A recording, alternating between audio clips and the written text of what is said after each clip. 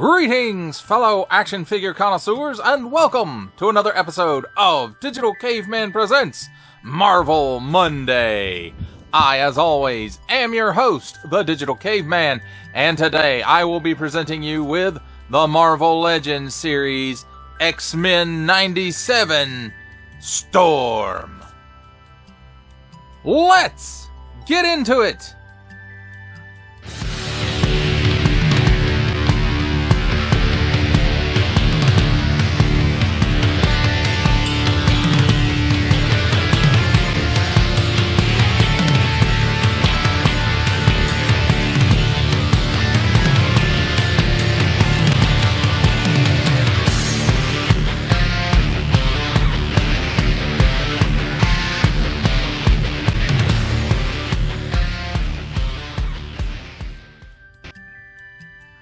Let's begin with a look at the packaging, and here we have Marvel Studios logo, the X-Men 97 logo.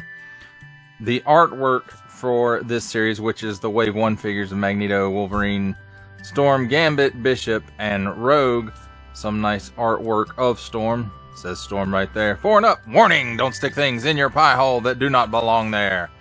And Hasbro print, nice big blister showcasing the figure and her accessories. Then on the back, we've got a nice big digital render of the figure. Marvel Legends series, the X-Men logo, the cross-sale Magneto, Wolverine, Storm, Rogue, Bishop, and Gambit. And then it says, also available. Each sold separately, subject to availability. And there's again some other languages. Recycled print. Attention! Especially don't stick things in your French pie hole. Warning, attention, Octoon. Don't stick things in any other language pie hole that do not belong there. Don't give it to baby. Small print, fine print, legalese print, made in China print, symbols. I'm not going to learn a barcode. Hasbro print, Marvel print, more small print, and that whatever it is. And that, my friends, completes our look at the packaging.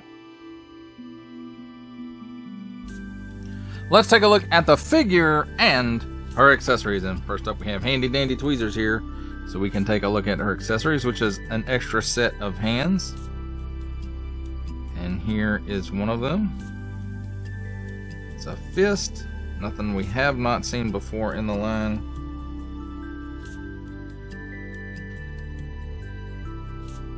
And I'm gonna drop it. It's on an in and out hinge. You know, nice molded details.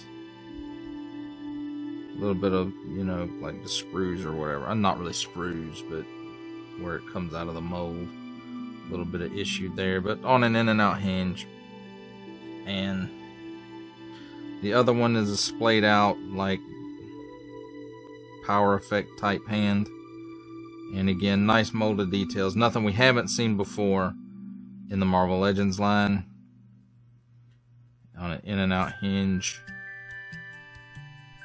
And that's pretty much it for that. Well, let's take a look at the figure herself. And I have to say, it does have nice sculpted detail on the head. And I'm not the biggest fan of this hairdo with this suit, but that's just me.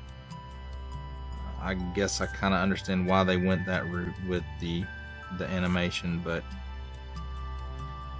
And then she does have some nice yellow paint apps. At least I think they're yellow. I'm colorblind, so... You know, don't make fun of handicapped people. And then nice paint apps here on the X's, on the pauldrons. And then as far as the paint and stuff on the face goes, I mean, look at those eyes. And then looks like some paint for her earrings as well. And then it's not just a mohawk for hairstyle, you know, it's got some coming down here, which really reminds me more of during like Fall of the Mutants when she was on the alternate Earth and her hair was kind of growing out. It started growing out long along, you know, the center line there. Now, a lot of this is reuse over the Retro Collection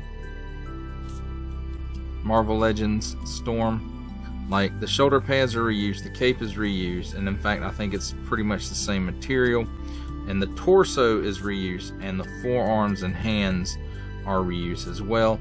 Now this one has these painted bands on here instead of the little slip-on pieces that the retro carded version has. Now these pieces are, at least as far as I know, are new. They are not the same upper arms as the retro carded versions of this mold, and then of course it does have the double hinged pinless knee in the leg, so it could actually be the same leg just retooled, or it could just be the new leg. And of course the feet are reused from that original figure. Now as far as her articulation goes, she can't really look up because of this hair in the back. She can look down that far, and it's on the ball and hinge. So we get some chicken neck, we get some waggle. With a little bit of finagling, you can get the full Exorcist out of her. Now there is a little bit of movement in the shoulder pads, so as far as at the shoulder goes, the shoulder pad does get in the way a little bit, but it doesn't really hinder the movement, and she can raise her arm up this high, so pretty good bit past 90. It does get in the way a little bit also when you're rotating, and it does have a 360-degree rotation. The cape also does not hinder it, but it does get in the way a bit.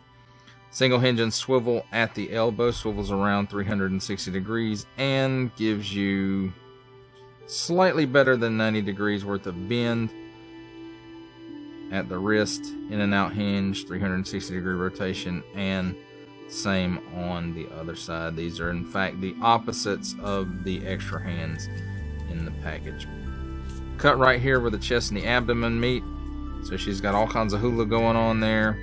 She can lean forward that far, she can lean back that far, which is pretty good, but then you get this gap here in the chest. She can lean left and right, and she can do a full 360 degree rotation there as well. At the hips, she gives you that much of the splits. She can kick forward not quite 90 degrees and backwards about a half a step. Cut here at the upper thigh for a full 360 degrees of rotation. Double hinged pinless knee, as I mentioned earlier, and it will give you that much bend. Then at the ankle, tilts down that far, tilts up that far, so really good range of motion there. And then forward facing pin for rocker with, you can hear the well, at least I can hear the detents. I don't know if y'all can hear them or not. So they are in there. The cape is, I don't know exactly how it's attached. I think it's glued to the shoulder pads. No, maybe not. It might be glued to her back. No, it's pinned. There's a clear piece that the cape is sewn on, and it runs up the shoulder, so it's pinned into the front where the shoulder pads are pinned in, because there's no pins in the back for the shoulder pads. Now that, my friends, does it for a look at the figure and her accessories. It's time for my favorite part of a review, comparisons. And here we have the Marvel Legends series X-Men 97 Storm with the 2019 Marvel Legends series X-Men Retro Collection Storm and the 2018 Marvel Legends series Apocalypse Build-A-Figure Wave Storm.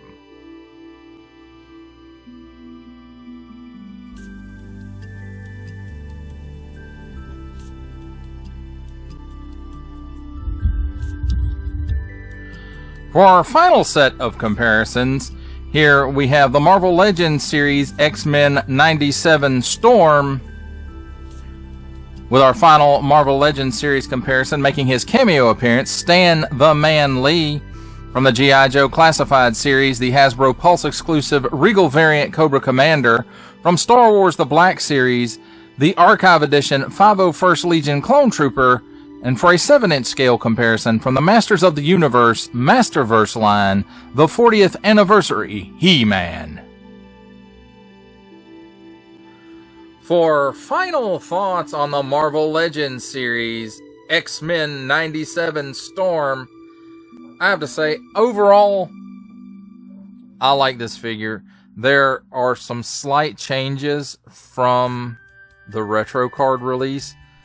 Most notably, the pinless knees and the upper arms. And, well, the head, of course. That sculpt would have to be different. But other than that, you know, we're really looking at a lot of reuse. Especially the torso, the forearms, the hands, the cape, the shoulder pads, the feet.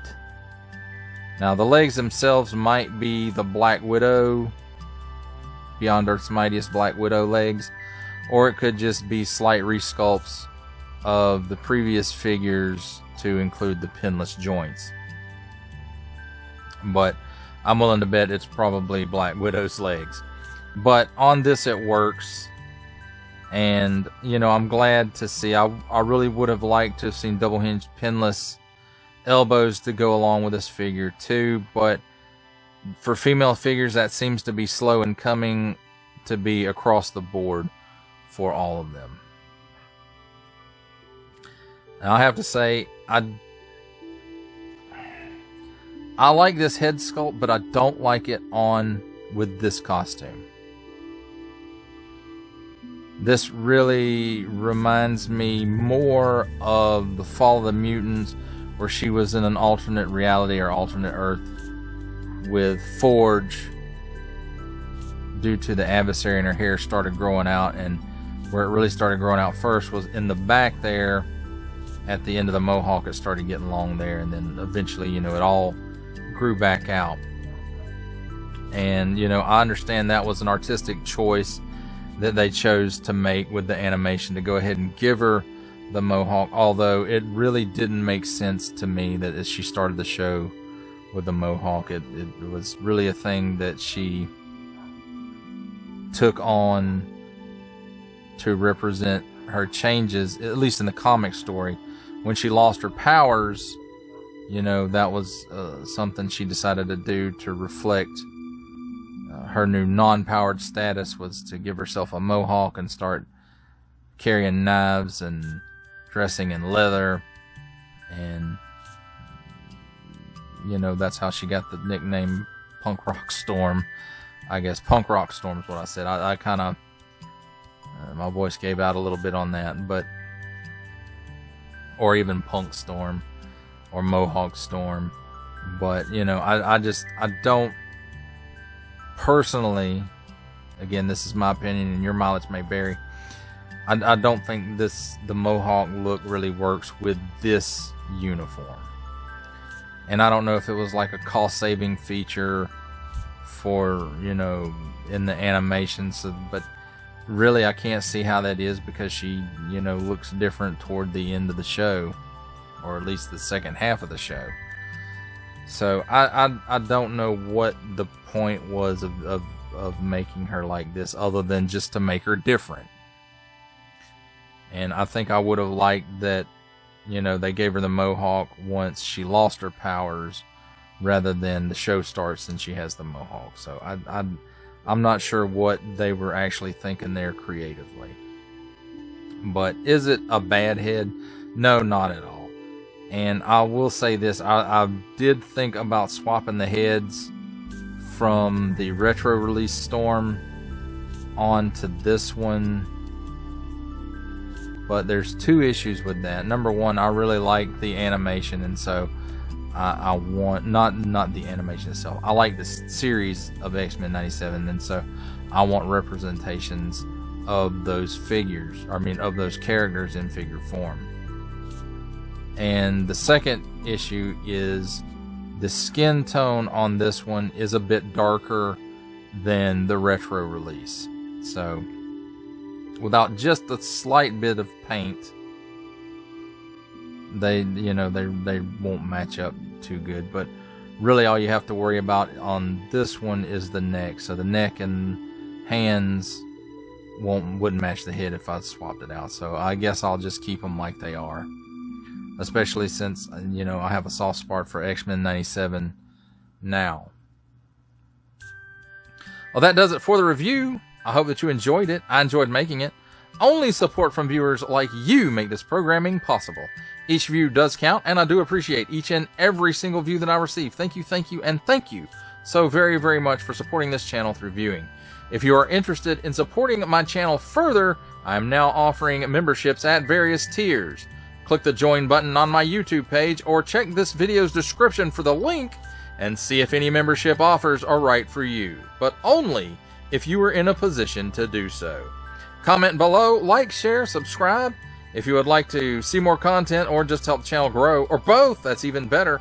And don't forget to ding that bell so that in the future you will be notified as my new content becomes available. That's a wrap, folks. I'll see you next time.